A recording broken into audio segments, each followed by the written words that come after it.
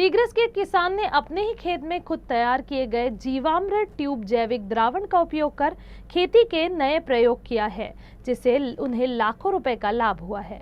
किसान ओम प्रकाश महिंद्रे पाटिल ने मौसम्बी, केला और पपीता जैसी फसलों पर नियमित रूप से छिड़का, जिससे कीटनाशक दवाओं की आवश्यकता बहुत कम हो गई। इसके चलते कृषि केंद्र से दवाइयां खरीदना लगभग बंद हो गया, जिससे खर्च में भी भारी कमी आई। इस जैविक प्रयोग की सफलता को देखते हुए बोरी पुनर्वास के खेत में कृषि विज्ञान केंद्र सावंगी रेलवे के विषय विशेषज्ञ मयूर इंगोले, मोहन राव गावंडे, सागर भूंडे और रामेश्वर पाटिल ने खेत का निरीक्षण किया और किसान का मार्गदर्शन भी किया। विशेषज्ञों ने इस पद्धति की सराहना करते हुए अन्य किसानों से भी आग्रह किया कि वे जैविक खेती की ओर कदम बढ़ाएं और इस तकनीक का लाभ उठाएं। आज आम्ही दिग्रस तालुक्यातील बोरी या गावामध्ये ओम प्रकाश महिंद्रे काकांच्या आम्ही शेतामध्ये आलेलो आहे। काका पूर्णपणे जैविक शेती करतात आणि यांनी एक नवीन तंत्रज्ञानाचा इथे एक अवलंब केलेला आहे, ते म्हणजे एरोपोनिक ट्यूब्सचा ते वापर करत आहेत।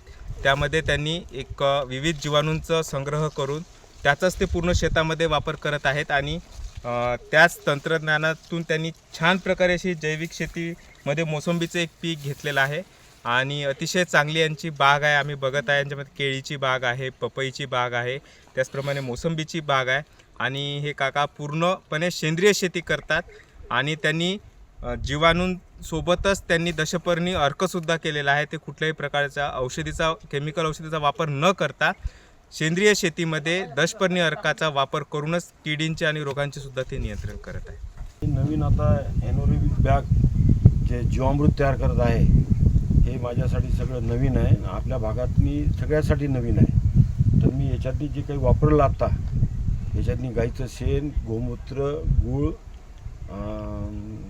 दही आणि बाकीचे इतर कल्चर आहे 13 प्रकारचे, हे मी वापरून आता हे मी तयार केलं आणि हे माझी 25 फूट लांब म्हणजे 4000 लिटरची बॅग आहे।